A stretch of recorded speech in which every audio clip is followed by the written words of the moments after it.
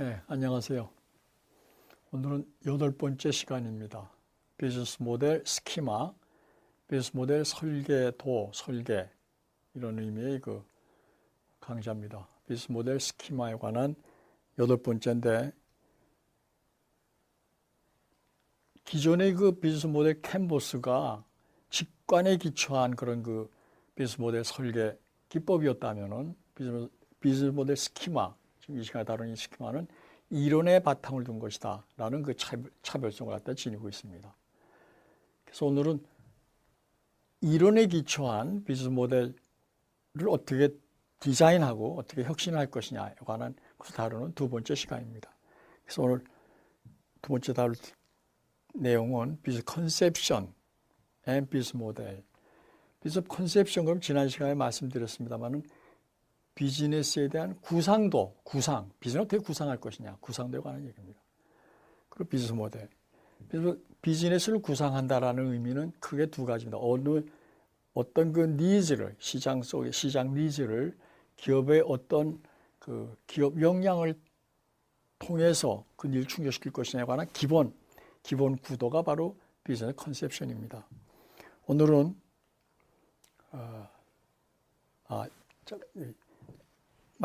지난번에도 말씀드렸습니다만은 사업 기회를 발굴하고 그 사업 기회를 탐색한 거기에서 비즈니스 도메인을 정한 다음에 그 도메인 내에서 사업을 구상하는 그런 대목을 오늘 다루게 되겠습니다. 사업 구상은 어떤 분석적 방법을 통해서 거의 자동적으로 얻어지는 그런 아이디어가 아닙니다. 분석하는 방법보다는 오히려 뭔가 찾아내서 소위 디스커버리 드리븐이라는 그런 표현을 쓰는 학자도 계십니다만은 뭔가 발굴하고 찾는 그런 그 창의성과 어떤 혁신성, 그런 구상력 이걸 갖다 동원해야만 되는 그런 그 대목이 비즈니스 컨셉션입니다. 비즈니스 컨셉션은 비즈니스 모델의 가장 기본이 된 아이디어이기 때문에 비즈니스 컨셉션을 보다 더 구체적으로 표현한 것이 비즈니스 모델이다라고 간략하게 여러분들 이해하셔도 큰 무리는 없습니다. 자, 비즈니스 컨셉션과 관련해 갖고 많은 분들이 알고 계시는 내용이지만은 비즈니스 컨셉션이 어떻게 이루어졌느냐에 관한 거를 같이 한번 생각해보고 또 이렇게 한번 자극을 받는다는 그런 의미에서 한번 같이 한번 봐주시기 바랍니다. 자, 자동차에 관한 얘기입니다. 지금 자동차가 최근에 와서는 이제 사물 인터넷의 그런 거 아주 급속한 발전으로 무인 자동차가 세계 나왔고 지금 새로운 아주 자동차에 관한 그 기본 컨셉 자체를 확 지금 바꾸는 다른 이제까지 없었던 새로운 그 emerging techno economy 패러다임을 이렇게 옮아가려는 소위 스마트카라는 그런 이름으로 옮아가는 그런 그 초입에 지금 저희들이 서 있다라고 그렇게 느껴지는데 자동차가 사실 나온 게 얼마 되질 않았습니다. 기껏 해봐야 지금 한 100한 20, 30년 전에 결국 이제 독일에서 나왔는데 그 당시에 그 차가 나왔을 때 어떤 니즈가 형성이 되어 있었느냐 이거 보시는 바와 마찬가지로 말 대신에 수송수단이라는 그런 그 새로운 어필 속성이 형성이 되기 시작한 겁니다. 말 대신에 다른 기계가 나와서 이렇게 운반해준다. 굉장히 흥미롭다 하는 그런 것이 유럽의 그런 특히 독일의 그 귀족 사회에서 형성이 되기 시작한 때 거기에 맞추기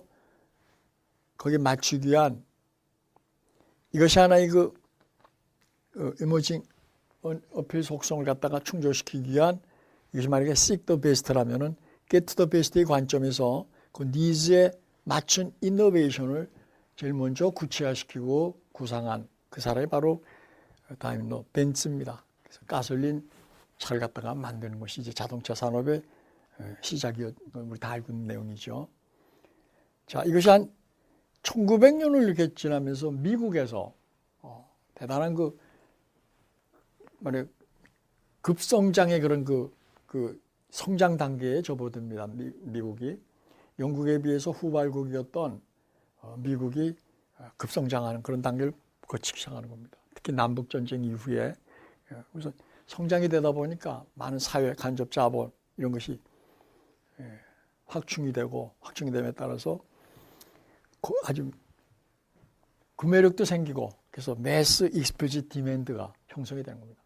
그래서 당장 자동차가 있으면 당장 내가 살 수 있는 구매력도 있고 또 그걸 충족시켜 줄 수 있는 기술력도 지금 있다 이겁니다. 다임러 벤츠가 가솔린 차에 관한 걸 보여줬기 때문에 미국에서는 이런 그 대량의 그 현시 수요, 대량의 익스플리시트 디맨드가 새로운 하나의 그 어필 속성으로 이렇게 등장을 한 겁니다. 이런 그 등장 시기에 이걸 충족시키기 위한 기업에서의 그 노력은 과연 뭐가 돼야 되겠습니까? 대량으로 사고자 하는 사람이 쫙 줄 서 있다. 사실 어떻게 보면 기업하기는 가장 편안하고 가장 땅 짚고 헤엄치기 같은 그런 그 상황이죠. 뭐 파는 거 걱정 안 해야 되니까 사겠다고 쫙 줄 서 있으니까. 그래서 대량으로 한두 명이 아니고 그냥 쫙 대량으로 줄 서 있으니까 제품은 표준화시키고 표준화된 그 제품을 컨베어 벨트를 타고서 줄줄줄 연속 생산 시스템을 갖추고 거기에 적합한 조직으로는 각 기능마다 맡고 있는 일을 잘해라 하는 식의 각 기능마다를 쪼개서 분업의 디비전 오브 레이버, 분업의 메리트를 갖다 최대로 살리기 위해서 직능별 조직을 갖다가 채택하는 이것이 가장 기본적인 접근이었던 겁니다. 이때 이걸 누가 했느냐? 포드라는 분이 했죠. 그래서 포드이즘이다 이렇게까지 얘기를 하죠. 그래서 대량 생산에 부합하는 니즈 포커스드 이노베이션으로서 제품은 표준화하고 생산 공정은 연속 생산 방식으로 한다는 것이 가장 기본적인 비즈니스 컨셉션입니다. 비즈니스 구상입니다.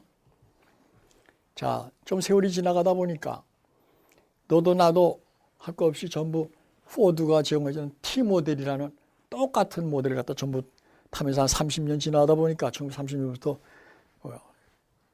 어떤 그 수요에 대한 다양한 수요 욕구가 일게 되는 겁니다. 그와 더불어 이왕이면은 차는 좀 값이 싼 그런 그 차를 갖다 원하게 되고 다양한 형태라는 뭔가 하면은 도시에 사는 사람과 시골 사는 사람, 고소득자와 중소득자, 저소득자, 블루칼라와 화이트칼라, 기타 등등이 요구하는 그 요구의 그 속성이, 니즈의 속성이 바뀌는 겁니다. 다양성이 존재할 때 이걸 충족시키기 위한 그 접근 방법은 제품을 차별화시켜 주자.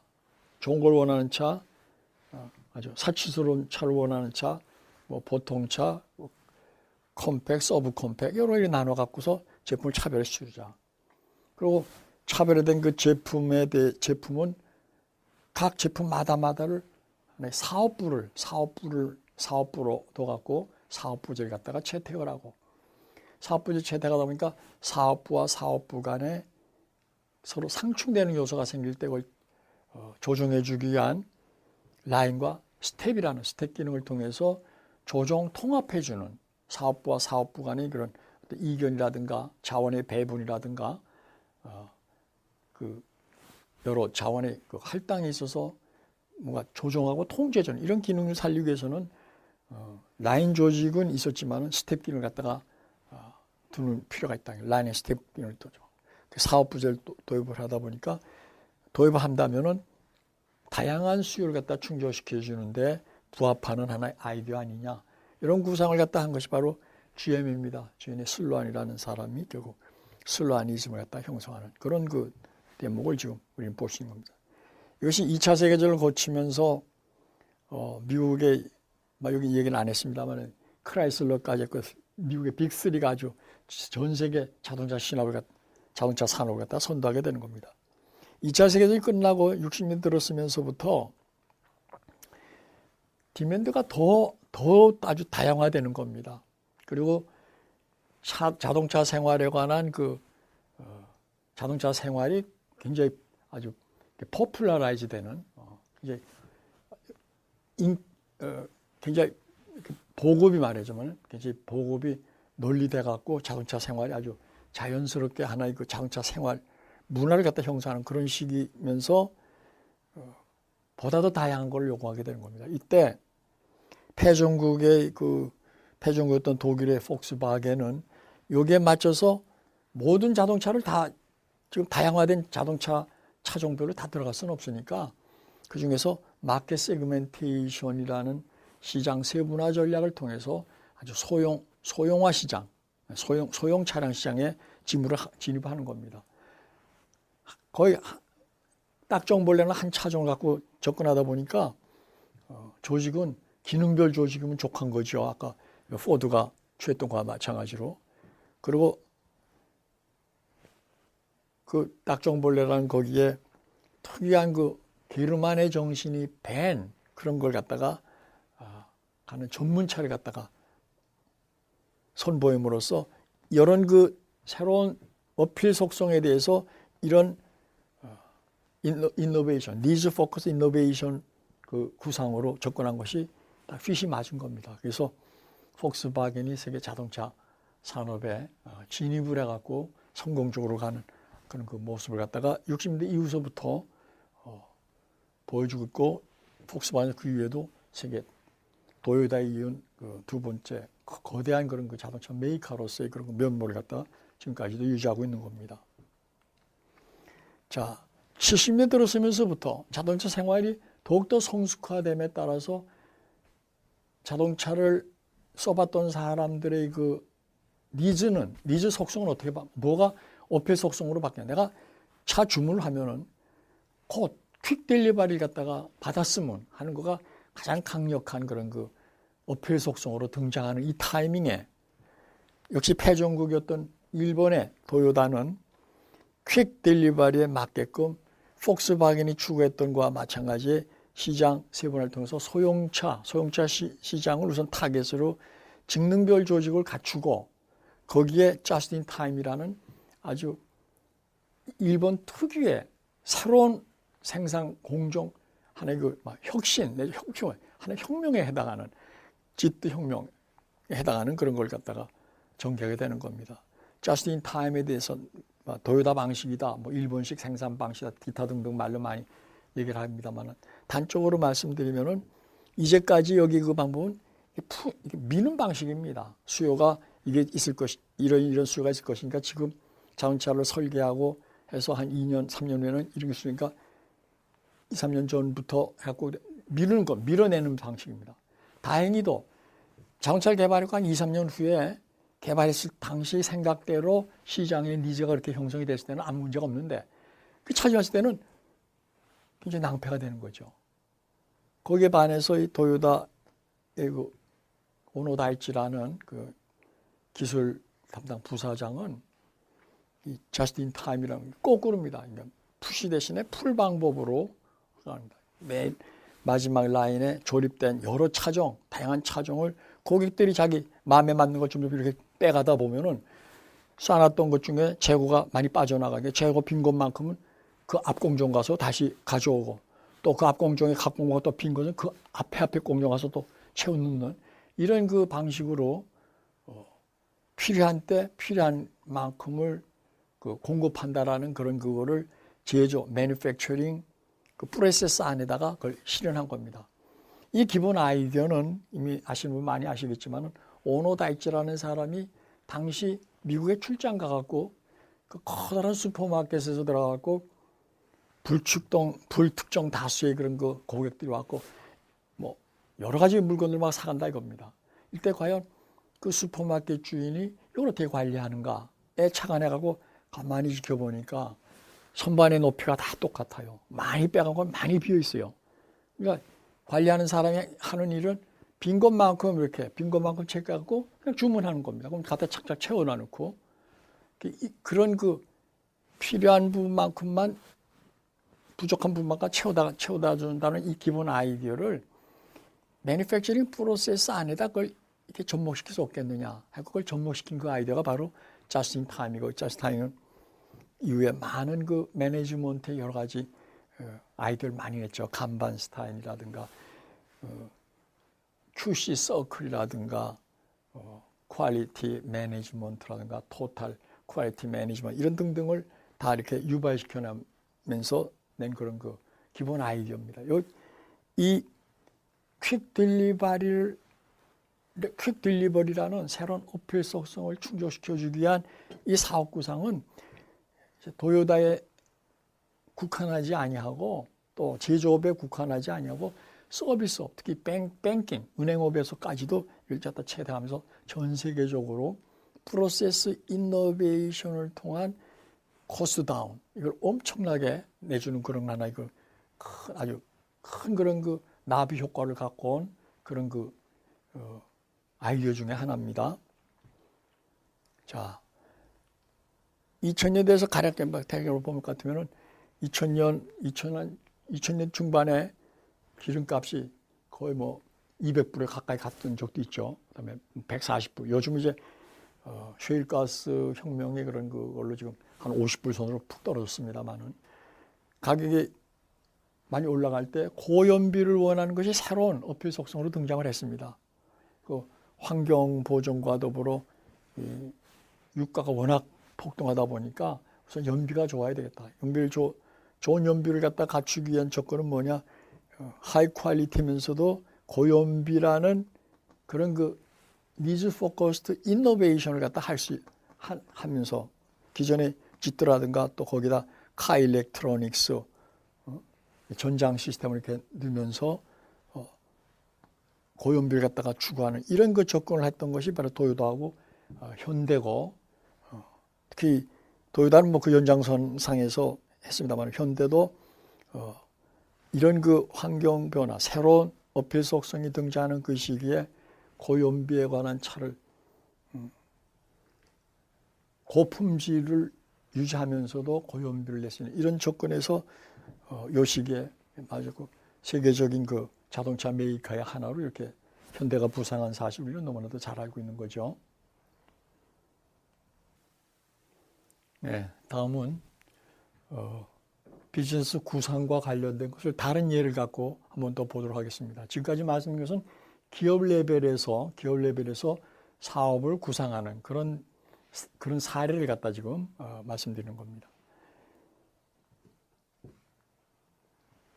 라이프 스타일이 바뀜에 따라서 이런 그 오디오에 관한 디바이스가 바뀌다. 특히 70년대를 맞으면서 1979년도에 소니가 워크맨을 갖다가 선보이면서 아주 전 세계 젊은이들을 아주 매료시킵니다. 왜?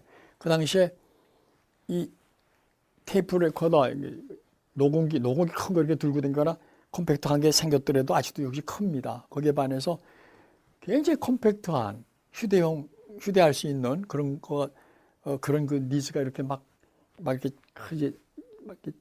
사이즈가 이렇게 올라올 때 그걸 탁 촉발시키는 워크맨이 나오니까 세계 젊은이들이 막 그냥 환호하고 막 아주 그냥 대단한 그 열풍을 갖다 일으켰던 겁니다. 1979년도에 그 터지고 나니까 소니는 일약 난공불락의 그런 세계적 기업으로 아주 자리구침을 하면서 워크맨을 더 점점 더 업그레이드 시키면서 나가는 겁니다. 아시는 바와 같이 워크맨은 아날로그 기반의 그런 그 디바이스입니다. 한 20년이 지나갔고 1999년이 되니까 이 분야에 관한 디지털 기술이 굉장히 성숙이 됨에 따라서 새로운 그 MP3라는 압축 기술이 새로운 기술 그 변화가 일어나는 겁니다. 압축 기술, MP3 기술을 선취한 한국의 레이컴은 아이리버라는 이걸 통해서 워크맨보다도 더 하이캐파에다가 더 컴팩트하고 디자인도 아주 수려한 그런 걸 바라는 그 새로운 어필 속성 ANA를 갖다가 갖고 있는 걸 탁 촉발시켜 줌으로써 아이리버가 아주 그냥 혁명으로까지 얘기할 정도는 아니지만 하여튼 대선풍을 일으키면서 1년도 안 돼갖고 워크맨을 완전히 사라지게 하는 이런 그 큰 충격을 갖다가 주게 된 겁니다. MP3라는 인노버티브한 테크놀로지를 선점한 이 레인컴은 승승장구합니다. 그래서 2000년대 중반까지 우리나라의 그 아이리버가 세계 오디오 시장 여기 아주 그냥 석권하다시피 하는 이런 그 대위협을 갖다가 달성합니다만은 레인컴이 생각한 그 넥스트 스테이지에서 이런 그 다음에 어떤 것이 과연 새로운 어필 속성일 것이냐에 관한 판단에서 결론적으로 얘기하면 실수를 한 겁니다.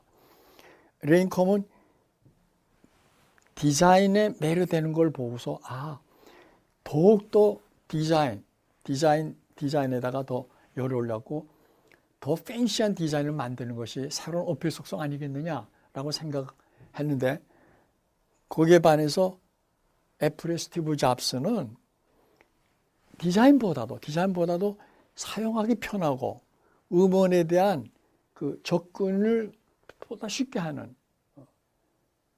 이게 결국은 새로운 어필 속성이 될 것이다 하고 2000년대 치고 나옴에 따라서 아이리버가 어떤 면에서 하루아침에 1년도 안 돼갖고 완전히 자취를 갖다 감추는 이런 식이 되는 겁니다.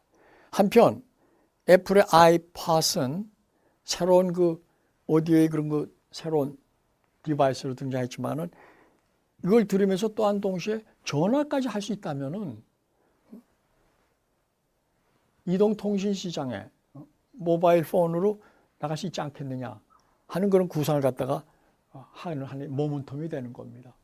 그것이 2010년대 11년, 10년 이렇게 가면서 저희가 스마트폰이라는 기존의 피처폰하고는 개념을 달리하는 것을 손을 보이면서 아주 큰 그런 그 산업 변화를 갖다 갖고 되는 겁니다. 여기서 우리 쉽게 알 수 있는 것은 비즈니스 컨셉션, 비즈니스 구상을 할 때 기술 변화가 어떤 기술 변화가 일어날 것이며 그것이 어떤 니즈를 갖다가 촉발시켜 어떤 니즈 진화를 갖다가 유발시킬까 촉발시킬 것이냐에 관한 하나의 포시 거기에 관한 충격 미리 이렇게 예견하는 이런 능력이 이런 그 하나의 그 어떤 창의적 내지는 미래를 조망하는 이런 역량이 요구되는 것을 엿볼 수 있는 겁니다.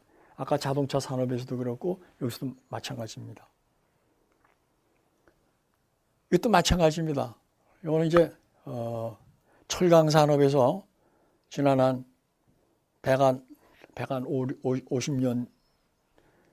150년 사이에 철강 산업이 어떻게 발전되어 왔느냐. 크게 봐서는 지난 한 40년, 한 50년 사이에 철강 분야에서의 이런 그 산업 주도권이 왜 바뀌어 왔느냐. 어떤 게 바뀌어? 결국 사업에 관한 구상, 철강 사업에 관한 사업 구상이 바뀐 겁니다. 그 구상을 누가 그 시대에 거기에 맞게, 그 시대 상황에 맞게 사업 구상을 했느냐 안 했느냐에 따라서 큰 차이를 보고 기업 간의 큰 그런 그 승자와 패자가 갈리는 이런 모습을 갖다가 철강 산업도 보여주고 있는 겁니다. 보면은 자 18세기, 그러니까 19세기 중반에 영국의 그 베세마라는 사람이 베세마 프로세서라는 걸 개발했습니다. 이거는 철강을 생산해내는데 대량으로 철을 생산해낼 수 있는 그런 최초의 공법이다라고 해도 과언이 아닙니다. 이거를 수제하고 브리티시 스틸, BS가 브리티시 스틸이 세계 철강 산업을 19세기에 완전히 주도하는 겁니다. 그래서 20세기 들었으면서부터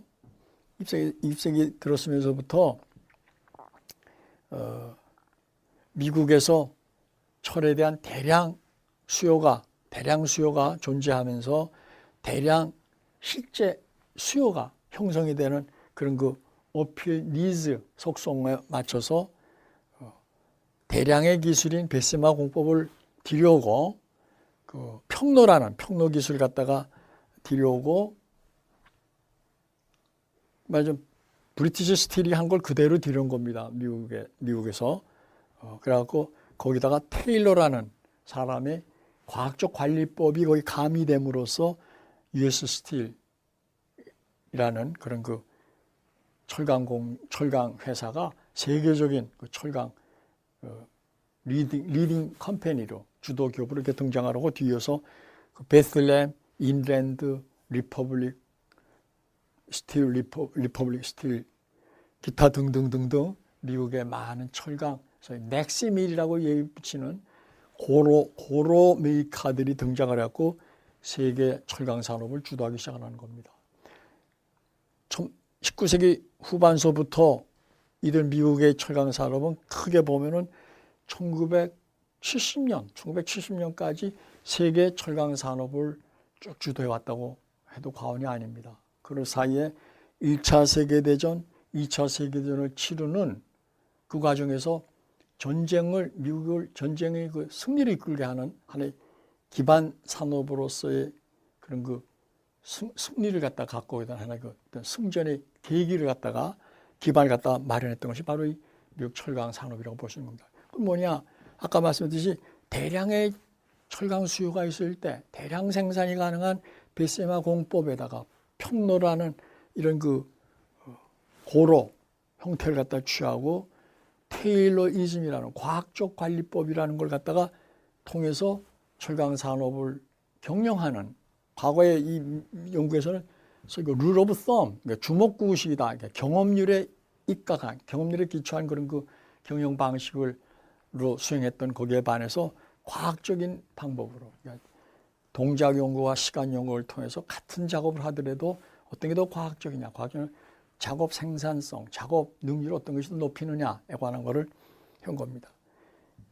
이 테일러이즘은 여러분 잘 아시겠지만은 우리 경영학이라는 새로운 학문 영역을 이렇게 런칭시킨 하나의 아주 모멘텀이 되는 획기적인 하나의 그런 하나의 획기적인 사건입니다. 테일러의 테일러이즘에 의해서 과학적으로 경영하자, 조직을 경영하고 조직을 관리하고 사업을 경영하자 하는 거가 이때부터 한 80년간 1980년대까지 대량 생산 체제가 지속하는 그 기간 동안 능률 향상을 추구하는 이런 그 경영학의 이걸 하나의 혁신 아이디어를 갖다가 계속 테일러이즘에서 계속 지원해 줬던 겁니다. 자, 2차 세계전이 끝나고 나니까 전쟁을 치르는 과정에 많은 처리 요구가 됐고, 전쟁이 끝나고 나니까 전쟁 피해를 갖다 복구하기 위한 복구용 철강 수요가 아주 산재해 있는 겁니다. 이걸 어떻게 보다 싸게 대량으로 공급할 방법이 뭐가 있겠느냐. 이것이 새로운 어필 속성으로 등장을 할 때 대량 생산 체제를 그대로 갖추고 고로를 갖다 대형화시키는 겁니다. 포항경험지철 가보시면 아시겠지만은 고로가 대형화, 처음에는 좀 작은 거였지만은 그 이후부터 특히 광양이가 아주 고로 대형화라는, 과거에 미국의 이 당시에는 1800 입방미터짜리의 그런 고로였는데, 그런 게 제선입니다. 이게 철을 만들어내는 그 철강석 넣고 코크스를 넣어갖고 가열을 하면은 녹아갖고 탄소 환원법에 의해서 이렇게 쇠하고 이 CO 가스하고 이렇게 분리가 되면서 철이 이렇게 센 물로 돼서 나오는 그런 형태입니다. 그게 1800 입방미터짜리인 거에 비해서 이 당시 일본의 신일철에서 3400 입방미터짜리 갖다가 놓기 시작을 하고, LD 컨버터라는 모아 인노바티브한 그 전로를 갖다가 제강에다 갖다 놓고, 제강에서 하변을 이루어지는 그 과정이 이때에서는 이렇게 단석이었는데 연속으로 이루어지는 컨티뉴어스 캐스팅이라는 이런 그 기술을 갖다가 접목시켜 놓은 겁니다. 그리고 매니지먼트는 통합 관리라는, 왜냐하면 대량 생산에 맞는, 대량 조직에 맞는, 거기는 통합이에요. 통합 경영 방식을 채택한 신일철이 세계적인 철강 메이커로 등장하게 되는 겁니다. 혁신 기술의 그 채택과 관련해서 봤을 때 일본은 이거 대량생, 고로의 대형화라는 이 라지 스케일드 블라스트 퍼니스라는 이거는 사실은 일본의 기술이 아닙니다. 들여온 겁니다. 그러니까 러시아로부터 들여온 거예요. 소련으로부터 들여오고, LD 컨버터, 컨티뉴어스 캐스팅은 오스트리아로부터 들여온 겁니다. 오스트리아. 그러니까 이 다른 나라의 기술 들여다가 접목을 시켜갖고 자기 기술화해서 이렇게 만든 게 일본의 철강 메이커다. 1970년대 초반부터, 이게 이제 1950년대에서부터 1970년대에 걸쳐서 계속 해온 건데 1970년부터 우리가 철강 산업에 관한 중화학 투자 사업이 박정희 정부에서 추진이 되기 시작합니다. 1970년대 초반입니다. 그리고 73년에 이제 첫 가동이 되었고 이제 제품이 나오기 시작을 하는데 포항종합제처럼 많은 우여곡절이 있었지만은 결국 이 당시에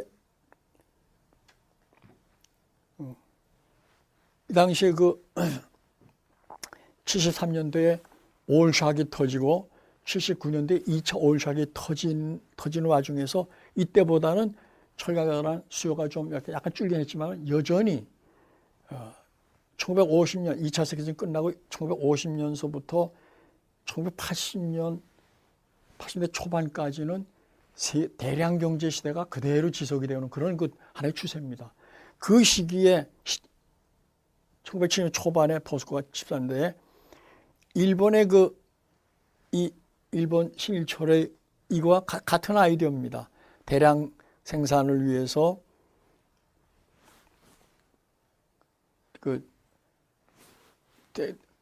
고로의 대용화학 기술과 LD 컨버터, 컨티뉴스 캐스팅 연속 주조 방법을 그대로 그걸 그대로 뒤려고 거기에 반해서 우리나라는 인건비라든가 소셜 인프라스트럭처가 싸다 보니까 이때의 신일철은 제품 가격이 미국이나 유럽보다도 한 30%가 쌉니다. 이때 만든 우리 포스코는 일본에 비해서도 한 15%가 원가가 싸게 맥히는 이게 되는 겁니다. 그래서 한국이 특히 포스코가 제공하는 그 철강 값이 가장 경쟁력이 있는 그런 철강 회사로 등장했고 철을 사용하는 많은 철 다소비 산업과 또 철을 만드는 데 들어가는 것의 업스트림 인더스트리와 다운스트림 인더스트리가 동시에 포스코가 힘을 발휘하기 시작하니까 동시에 커나가기 시작하는 겁니다. 그래서 그것이 우리나라 중화학 투자 사업을 계속 투자를 했는데 그것이 순항에 가는 하나의 큰 기폭제가 되고 하나의 모멘텀이 되고 기반이 됐던 겁니다. 1980년대 후반, 90년대 초반 들어서면서부터 미국의 철강 메이커는 일본하고 한국 포스코에서 완전히 밀려나는 그런 형상입니다. 그러면서 이미 철강 산업은 사양 산업이다라는 말로 어떤 면에서 스스로를 자유하는 그런 사회적 분위기였는데 놀랍게도 그런 사회적 분위기 하에서 90년대 초반에 뉴코라는 회사가 확 떠오릅니다. 뉴코는 어떤 회사냐? 뉴클리어 퓨엘, 핵연료를 갖다가 가공해갖고 장사하던, 그거 갖고 사업을 하던 그런 회사인데 1960년대, 70년대 이렇게 되면서부터 원자력 발전 산업이 뭔가 이게 지지부진하고 이렇게 쇠퇴하는 듯한 그런 분위기이다 보니까 뉴클리어 회사였던 뉴코는 얼른 사업을 전환합니다. 뉴클리어 퓨엘에 관한 패브리케이션, 가공 사업을 접고 철 갖다 만들자. 왜 철을 만들기 시작했느냐? 70년대, 80년대 보니까 미국에 엄청난 쇼핑몰이 막 들어서는 겁니다. 쇼핑몰 들었을 때 소위 말하면 석가래라 그러나요? 쇠로 된 석가래에 대한 수요가 굉장히 많다는데 기회 사업 기회를 갖다 포착을 해갖고 US 스틸 가서 빌레트라는 것을 갖다 사는데 잘 안 팝니다. 왜냐면 너무 소량이다 보니까. 하여튼 이런 우여곡절 거치면서 철강 산업에 진입을 했다가 이때 1980년대 후반에 독일의 한 철강 엔지니어링 회사가 찾아와서 제안을 합니다. 제가 이걸 좀 소소하게 말씀드리면 뭔가 하면 기술 변화를 채택하는 과정이 얼마나 우연하고도 많은 우연과 같아 보이는 이런 것이 있는가 하는 것을 하나 예로서 제가 좀 여러분들 알려드리기 위해서 지금 좀 소소하게 말씀드리는 겁니다. 그게 바로 뭔가 하면은 컴팩 스트립 프로덕션이에요. CSP라는 컴팩 스트립 프로덕션이라는 이 기술을 갖다가 뉴코의 아이버슨이라는 사람 회장한테 프레젠테이션 합니다. 이건 바로 뭐냐? 고철을 갖고 나머지들은 다 새로운 철광석을 갖고 철을 뽑아갖고 소위 박판, 판때기, 쉬트를 만드는데 쉬트는 철광석을 통해서만 만들어졌어요. 이제까지는. 근데 이 사람들이 와서 뉴코에 와서 제시하는 그 독일의 그 SMS의 그 컴팩트 스트립 프로덕션이라는 그 테크놀로지는 뭔가 하면은 고철을 갖고 이미 썼던 고철을 가지고서 판을 만드는, 판때기를 만드는, 박판을 만드는 그런 기술입니다. 이게 최초의 기술입니다.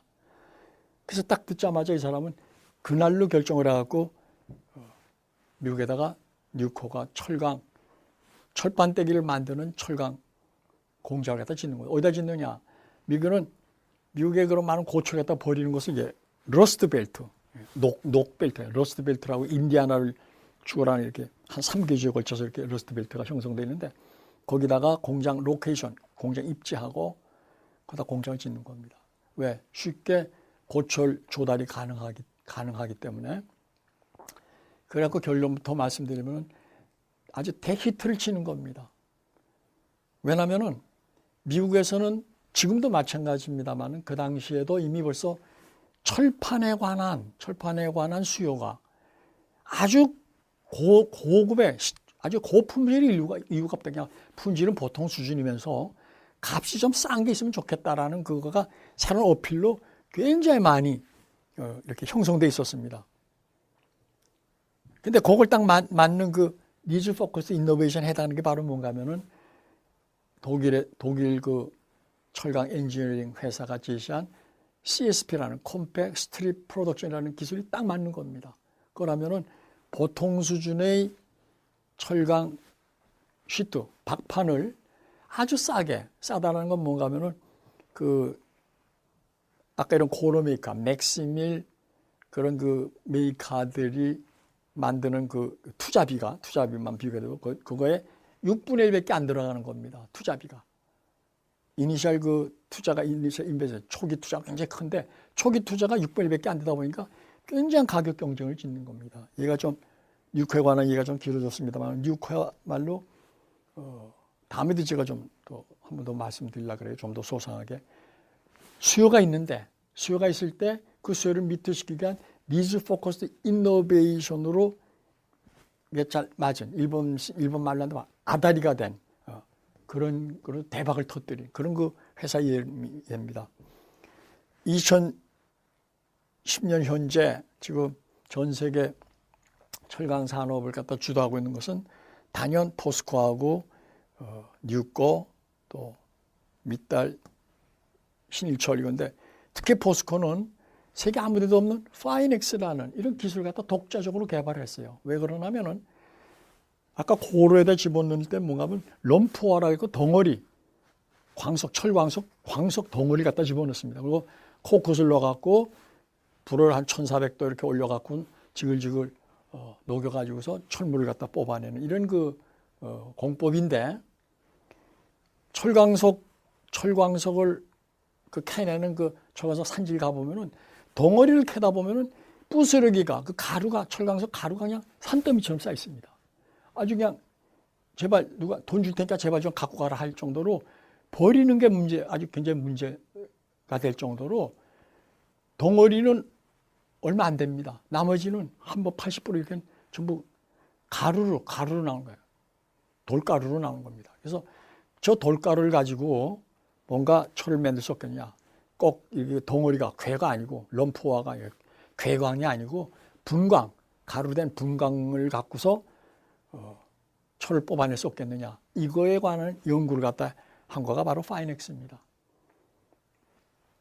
오랜 동안에 많은 그런 연구 결과 실패도 거듭하면서 그러나 성공했어요. 이거 하는데 굉장히 오래 걸렸습니다. 한 20년 이상 걸린 걸로 저는 기억을 합니다만 이 개발할 때 제가 개발 담당자 또 개발 책임자도 가서 만나보고 그랬는데 하여튼 이런 남이 안 하는 리스크를 안고서 했던 이거가 지금 파이넥스가 지금 이제 빛을 보는 겁니다. 그래서 우리를 뒤따라오는 중국, 인도네시아에서는 이 파이넥스로 달라. 왜냐하면 이걸 해야 경쟁력이 있으니까. 흔히 우리가 산업과 관련해 갖고 할 때 제일 많은 게 산업이 지금 과잉 공급이다. 과잉 투자돼 있다. 이런 말을 많이 씁니다. 정유업, 과잉이죠. 그러니까 종이분해는 사실 시설 자체가 프로세스 인더스트리이기 때문에 한번 거기 인노베이션이 일어날 그 가능성이 상당히 희박해요. 그러나 이 철거트는 이런 것이 있기 때문에 가장 인노베이티브한 테크놀로지 누가 갖고 있느냐가 세계를 주도하는 것이지 세계 전체 철을 생산해서 생산 캐파가 얼마냐, 수요는 얼마냐, 수요에 비해서 너무나게 많다. 그렇기 때문에 철 강사로 이제 증설하면 안 된다. 이거는 단순 논리입니다. 누가 인노베이티브한 어드밴스 테크놀로지를 갖고 있느냐, 그 기업이 그 시대의 니즈 포커스드 이노베이션을 통해서 그 시대의 익스플리짓 니즈 진화 단계에 있는 익스플리짓 니즈를 누가 충족시켜 주느냐, 인노베이티브한 그 테크놀로지, 그 기업만이 승자가 될 수 있는 겁니다. 그런 의미에서 보면은 다이나믹 시어리 오브 프로핏 시킹이라는 이 강좌를 통해서 전달해드린 그 다이나믹 이익 추구 동태 이론은 바로 포스코가 얼마만큼 이런 접근을 잘하고 있는가에 관한 것을 보여주는 아주 대표적인 하나의 실증 자료라고 저는 생각을 하고 있습니다. 자, 다음은 이 비즈니스에 대한 구상은 비단 한 기업 레벨뿐만 아니라 개인 레벨에서도 똑같이 해당되는 얘기라고 생각을 합니다. 자, 지금 전 세계 억만장자의 1, 2위를 다투는 사람이 지금 빌 게이츠하고 슬림 헬류라는 분입니다. 이분은 뭐 설명할 필요가 없죠. 빌 게이츠는 마이크로소프트의 그 회장으로서 특히 그 PC혁명, 1980년대 중반에 PC혁명이 터집니다. 1946년 ENIAC이 등장하면서부터 그걸 갖고 컴퓨터 사업을 전개한 회사는 IBM입니다. 그 IBM이 쭉 했건 뭔가 하면은 1980년대 중반까지 계속 일관되게 메인프레임 분야에서 계속 대형화, 고속화, 이런 그 어필 속성을 충족시키기 위한 그런 것을 치닫고 있었습니다. 그래서 우리가 컴퓨터를 한번 쓰려면 컴퓨터 센터에 있는 데서 반드시 가야 돼요. 저도 키스트에서 한 10년 근무하면서 최초로 컴퓨터를 갖다가 큰 종합 컴퓨터 시스템을 들여온 게 우리 키스트인데 한번 하려면 컴퓨터 센터까지 가야 됩니다. 그런데 이걸 집안에 앉아갖고 자기 방 안에서 그 큰 컴퓨터를 방마다마다에다가 들여놓게 한 그 장본인이 바로 빌 게이츠다. PC 혁명이 일어났고 PC 혁명에서 요구되는 소프트웨어를 선취선점한 빌 게이츠는 지금까지도 세계 1위의 억만장자를 갖다 지금 나타내고 있는 겁니다. 두 번째는 누구냐? 슬림이라는 헬류라는 사람입니다. 이 사람은 멕시코의 본거지입니다. 원래 자기 아버지는 레바논에서 멕시코로 이민 온 사람의 후예로서 이 사람 남다른 그런 그 사업 안목이 있었는데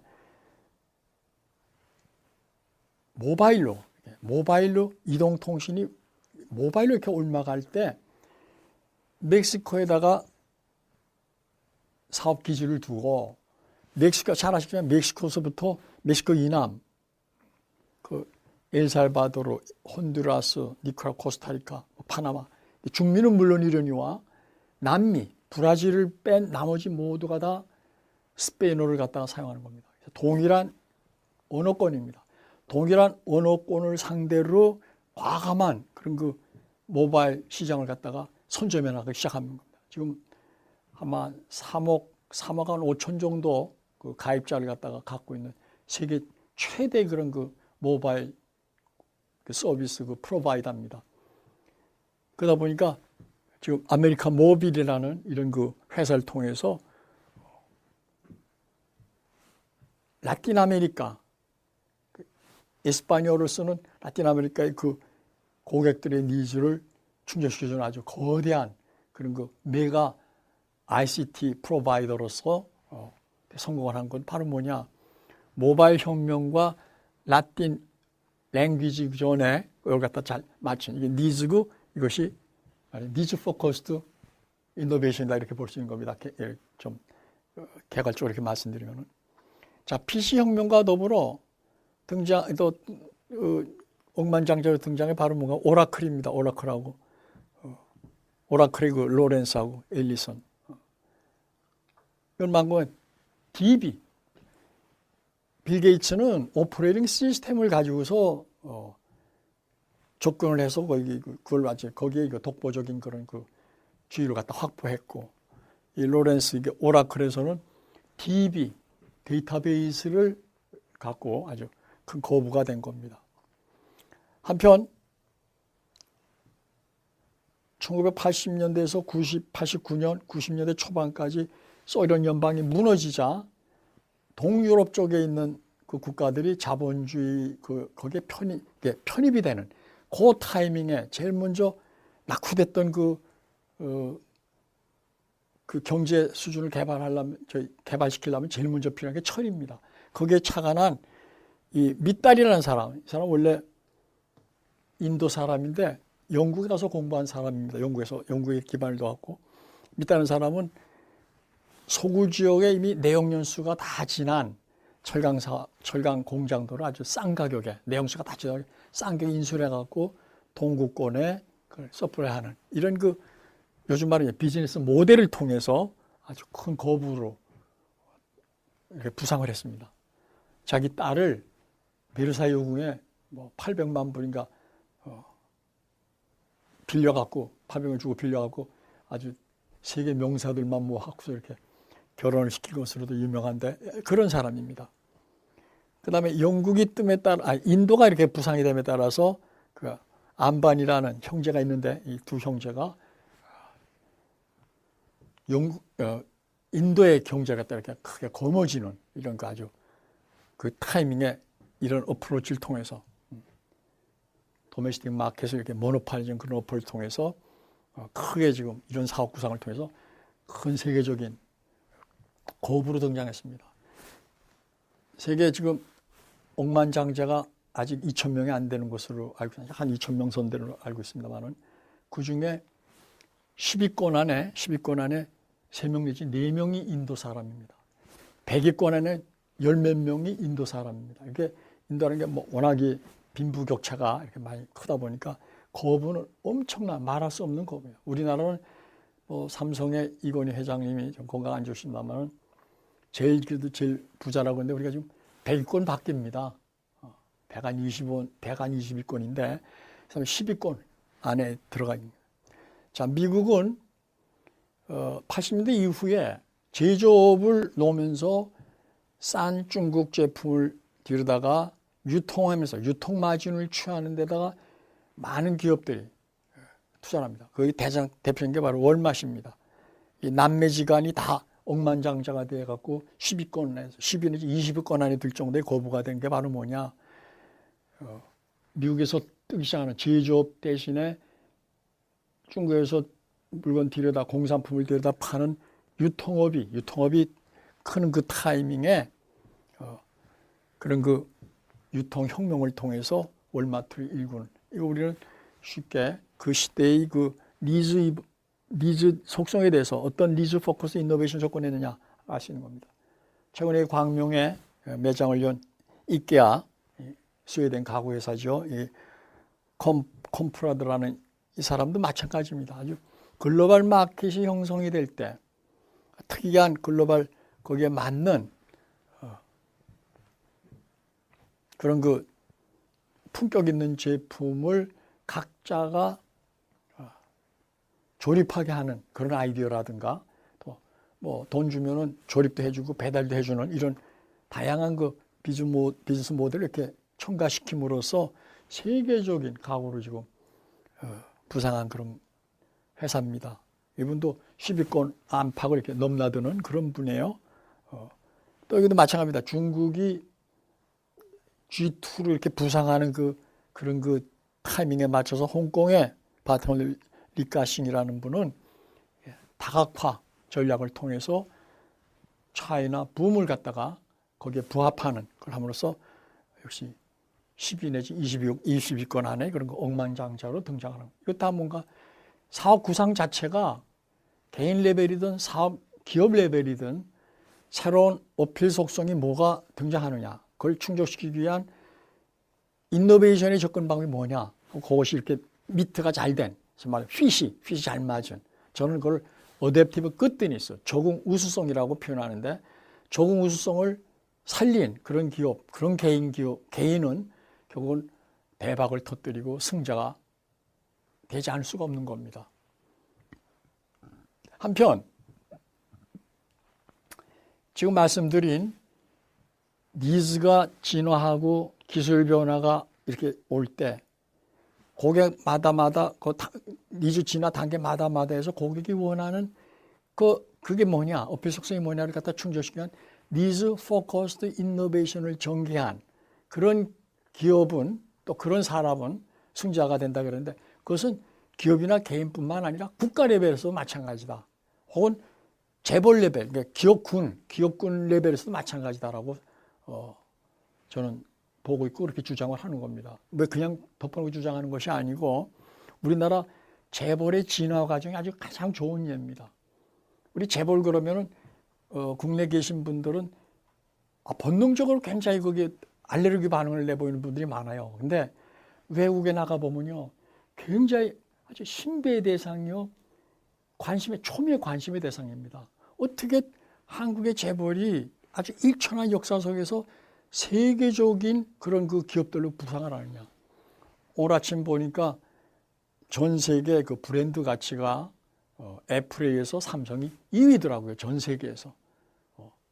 우리가 재벌 그러면은 삼성을 필두로 LG, SK 여기 쭉 이렇게 하면서 한 30여 개가 포진하고 있지 않습니까? 그런 것들이 여기서 형성되기 시작한 게 잘 알지만 60년대 초반입니다. 박정희 정부의 출범과 더불어 수출 지향의 그런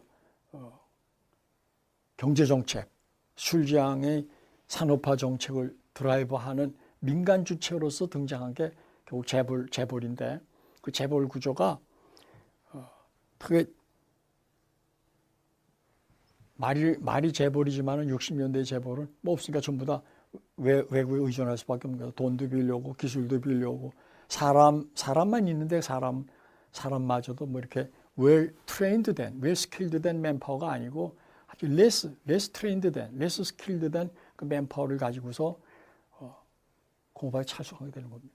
이 작가 70년에 포항종합제철을 필두로 포항제철이 그러니까 고로 대용화 기술과 LD 컨버터와 컨티뉴스 캐스팅이라는 연속 주조 기술로 무장을 하고 거기에 똘똘 뭉친 노사 협력 분위기, 국민들의 대거 지원하는 그런 그 사회적인 그런 그 공감대, 그다음에 강력한 국가 리더십의 그런 뒷받침 이런 것이 응집이 돼 갖고 포항제철이 확 세계 강자로 부상하는 그것도 아까 말씀드렸듯이 철을 많이 쓰는 철 다소비 산업의 전방 산업, 후방 산업이 다 같이 힘을 갖다가 가지면서 자동차 산업, 조선 산업, 중장비 산업 그 이후로 이어지는 이런 산업들이 다 같이 경쟁력을 갖다 가지면서 재벌이 크게 된 겁니다. 그게 다인 게 뭔가 하면은 2차 세계 끝나고 전 세계가 유례없는 대량 생산, 대량 유통, 대량 소비로 이어지는 대량 경제 시대가 80년대 초반까지 이어집니다. 이러다가 80년대 중반, 초반 이후 그게 보면 1983년서부터 85년 사이에 미국의 경제가 이렇게 까부라지기 시작하는 까부라진다는 게 뭔가 하면 미국의 그 경상수지가 1985년을 기점으로 세계 최대 채권국에서 최대 채무국으로 이렇게 전환하는 그런 시기에 우리는 대형의 그런 그 대형 프로젝트를 통해서 대량 경제 시대에 맞는 그런 그 접근을 갖다가 할 수가 있었고 미국이 왜 이렇게 됐느냐? 제조업이 뭔가 경쟁력을 이렇게 잃어가면서부터 이렇게 쇠락하기 시작을 하는 겁니다. 이 시기에 우리는 70년대 후반서부터 80년대 과감하게 드라이브한 중화학 투자 사업에 대한 투자 그 정책이 기가 막히게 이 시대에 맞아갖고 제조업 중심의 사업 도메인을 갖다가 우리 재벌 구조들이 갖추게 된 겁니다. 그래서 80년대 승승 장구하면서 재벌들이 소위 수직적 다각화, 수평적 다각화를 통해서 많은 사슬을 갖다가 넓혀나간 겁니다. 물론 이것은 내부적으로는 문어발식 사업 확장 아니냐 이런 그 비난 내지는 그 비판도 많이 들었습니다만은 시대 흐름에 봐서는 그냥 무턱대고 한 건 아니다. 저는 그래 보는 겁니다. 그러나 그렇게 했던 그 30대 재벌 중에서 제대로 이런 그 말하자면 기술 변화와 니즈 진화에 부합이 되는 형태의 사업 구조를 갖추지 못했거나 갖췄다는 치더라도 니즈 포커스 이노베이션을 제대로 추구할 수 없었던 그런 그 재벌들은 1997년 IMF를 딱 맞으면서 반 정도가 완전히 뺑글러 뺀 겁니다. 완전히 다 사라졌어요. 그 때문에 대마불사라는 것은 전혀 그건 사실이 아니다라는 사실을 갖다 아주 입증시켜 준 겁니다. 그러나 이때 거의 반은 뺑글되고 나머지는 어땠느냐? 세계 기술 변화와 니즈 진화에 부합이 되는 그런 그 매니팩처링 베이스된 제조업 기반의 사업 영역, 독자적인 사업 영역을 구축하고 있던 재벌들은 또 그런 그 니즈 포커스 이노베이션을 전개할 수 있는 그런 역량을 갖고 있던 그 기업들은 오히려 1928년에 그 세계 금융위기, 경제위기가 그런 그 와중에서도 이 위기가 기가 막힌 세계에서 보면 어떻게 보면은 유일하게 이 위기를 살린 그런 그 주체가 바로 재벌들이다라고 저는 재벌 칭찬하고 싶습니다. 뭐 듣는 분에 따라서는 저 사람도 재벌을 뭐 피하라는 피할 만한 얘기 저는 아닙니다. 저는 하나 학자로서 그리고 세계적인 그 출판사인 와일리 그 출판사에서 경영 백과사전을 만든다고 저한테 이 재벌 구조가 도대체 한국의 재벌이 어떻게 해서 이렇게 많은 우여곡절을 거치지만은 승승장구하면서 한국 경제를 이끌고 있느냐 이거에 관한 거를 좀 얘기하다. 기존의 그런 경영학, 특히 전략 경영에서의 그런 그 이론 가지고서는 도저히 설명이 잘 안 된다. 그래서 제가 다이나믹 매니지먼트라는 것을 주창하는 다이나믹 매니지먼트 가면 니즈 진화에 적응하는 혁신 경영. 이게 다이나믹 매니지먼트고 한국의 재벌이야말로 니즈 진화가 이렇게 바뀌는 과정에 거기 적응해온 혁신 기업군이 바로 재벌이다라는 사실 갖다 보여주고 있는 겁니다. 다시 말씀드리면 한국 재벌의 이 진화 과정은 제가 주창한 다이나믹 매니지먼트를 펼쳐온 그 당연한 결과다 이렇게 보는 겁니다. 그 앞으로 어떻게 할 거냐? 앞으로가 낙관적인 건 아닙니다. 지금 많은 변화가 지금 일어납니다. 쇠락해가던 미국이 매니팩처링에서 셰일가스 혁명에 힘을 받고 다시 지금 미국을 빠져나갔던 제조업들이 다시 지금 미국으로 돌아오면서 서서히 지금 미국이 부상하고 있고 거기에 따라서 큰 변화가 일어날 겁니다. 특히 셰일가스의 혁명으로 인한 유가체계의 붕괴라고까지 볼 수 있을 정도로 이거는 미국의 그런 그 국제 사회를 이렇게 매니플레이트 한다는 건 좀 뭐냐 매니버링하는 어떤 조종하는 여기에 굉장한 그 힘을 실리는 전략 수단이 미국 쪽으로 이렇게 좀 가고 있고 미국 많이 주고 있다라고 생각하는 겁니다. 유가의 하락으로 인해서 지금 세계 국가 간의 그 부침이 불가피하고 누가 이후의 그 기술 변화에 대해서 또 니즈 진화에 대해서 그걸 충족시켜 주기 위한 니즈 포커스 이노베이션을 누가 어느 국가가 어느 기업이 어느 개인이 그걸 잘 구상하고 그걸 드라이브 하느냐에 따라서 세계 헤게모니 싸움, 경제 주도권 싸움, 또 산업 주도권 여기에 상당한 그런 그 격변이 여견이 되는 그런 시기입니다. 그래서 오늘 제가 말씀드리고자 하는 이것은 사업 구상력은 어떤 걸 기존의 많은 데이터를 분석하고 뭐 이런다고 해서 되는 게 아니다. 요즘 빅데이터가 많이 나오면 빅데이터를 분석하는 게 도움은 되겠지만은 그거로서 어떤 해결을 얻으려는 건 대단히 잘못된 인식이다. 왜?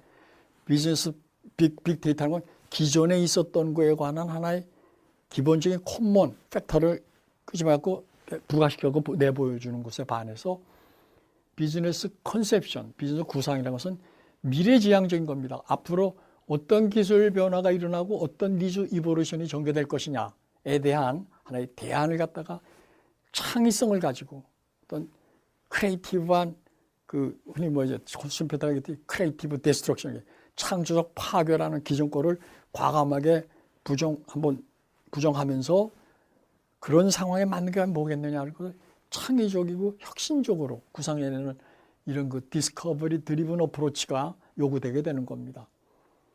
우리는 알게 모르게 특히 이런 그 전략을 짠다라든가 뭘 이렇게 할 때 보면은 계속 분석 방법에 매달리는 경우가 많습니다. 통계를 통해 갖고 또 모델 통해 갖고 계량 모델 통해 갖고 거기서 뽑아내는. 저도 그런 걸 많이 했고 중화학 투자 사업 할 때 그런 걸 많이 했습니다만 이제는 다르다. 그래서 대량 생산 체제에서는 어느 정도 그것이 작동이 잘 됐지만은 인터넷 혁명, 특히 사물 인터넷 혁명이 일상화되고 상례화되고 이후도 가속화되는 이런 그 시대 상황에서는 절대 분석 방법을 하지 말자는 얘기가 아닙니다. 거기 너무 매달릴 필요가 없다. 참고로 하고 뭐가 오겠느냐에 대한 어떤 인사이트, 포시, 미리 앞을 내다보는 어떤 통찰력과 그런 그 이미지네이션, 구상력이 요구된다. 이번 시간을 통해서 제가 강조드리고자 하는 게 바로 그겁니다. 비즈니스 컨셉션은, 비즈니스에 대한 구상은 비즈니스 모델의 가장 기본이기 때문에 좋은 비즈니스 모델이 되기 위해서는 좋은 비즈니스 컨셉션이 전제가 돼야 되는 겁니다. 네, 이번 시간 마치겠습니다. 고맙습니다.